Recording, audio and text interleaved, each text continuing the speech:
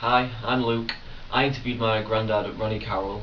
In this story, Ronnie tells us about the time he spent in India during the Second World War and how he and his friend used to entertain the troops. He then goes on to tell us about what it was like to be a Royal Marine Commando during the invasion of Holland. I hope you enjoy his story.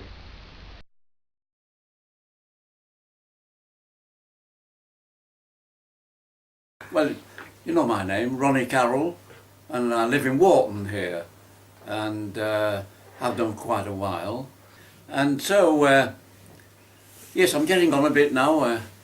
I know I don't look my age, but I'm 92. There's one thing about being on the ship when we were going to India and over there, and it was rough a couple of days, very rough.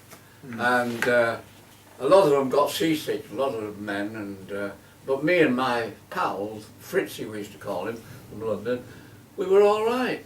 Right. You know, we were walking about and all the others were lying on the deck saying, oh, throw us over, you know.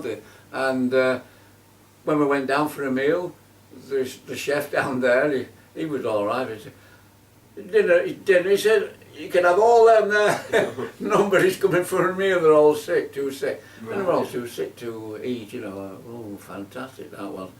Ooh, going up like that. And then it right into and up again, the ship. How long were you on the ship for? It took it about 2 weeks. 2 weeks. Oh, yes, because we stopped at different places like Malta on the way and to help them sometimes. It was very interesting. I enjoyed it on the boat. Do you remember the name of it? Do you remember the name of the boat? Eh? Do you remember the name of it? Rangitata. Rangitata. Rangitata. Yeah. Yeah. It was a passenger boat, like, but it was commandeered to take us over there. We went in India there and went into some big place that had commandeered, and it was next to the jungles. Oh, you know, terrific jungles and all that. And when we were just doing a bit of practice, we had to crawl through these jungles where there was all the animals and snakes and all that. Oh, so you know, you'd be crawling on your hands, you know, pretending to crawl up to the enemy's position, and suddenly a great big snake would pop its head out. Ooh, you call that, you know, fantastic. When we were in this barrack, you see, we were all asked to come out on the parade, and we all came out, and this gent, well, two of them came, elderly gentlemen, you know, and our officer said, oh, this gentleman has come to speak to you and make you an offer, you know. So, hello everybody, he said, you know, just like, we're awfully glad to see you all coming and helping us to overcome this terrible happening that's happening in this country, you know, thing. He said, so we're going to invite you all to a lovely do tonight, have a nice big dance and a meal at our club. You'll get to know what it is when I've gone. Thank you very much. Or like that, you know. And anyhow, what happened then, when we went? Oh, they were all so posh, you know, they were all from, all posh and this and that. Oh, and it was terribly boring. We were all sat there, you know. There was no dancing going on. They were all sat and coming, hello, how are you? Oh, very nice to see you, yes. You know, as if we were on a holiday. Yeah. You know, they would come to say, oh, nice to see you again and all that. So after a while, though,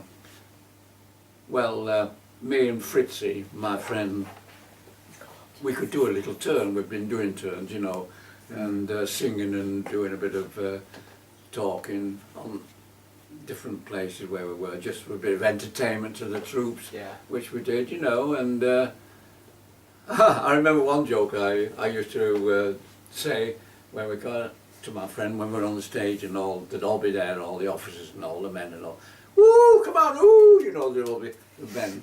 I'd say, oh, by the way, Fritzy, who was that young lady you were with last night? I saw you walking in the main street. He said, that was no young lady, that was a sergeant major. He always walks that way. And then he was a sergeant major in the front row.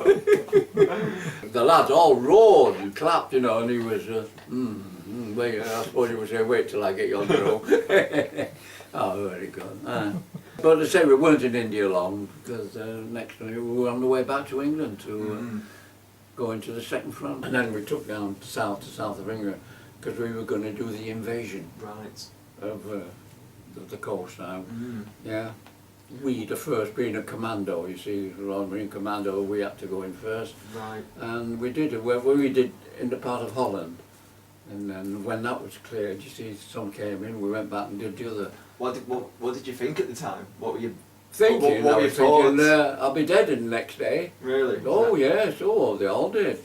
Yeah, I mean, because you know, I was going along like this and all that, and they'd be falling right and left and centre from me. Well, you know, as soon as you got into, you know, you're on a big, then you had to get into the invasion boat, you know, and you got down into it, and then you were waiting there, and the front drops, and you got to run like mad out. Well, sometimes the water was too deep to run in it, you know, you'd fall flat on your face in the water and had to get up and, you know, carry on.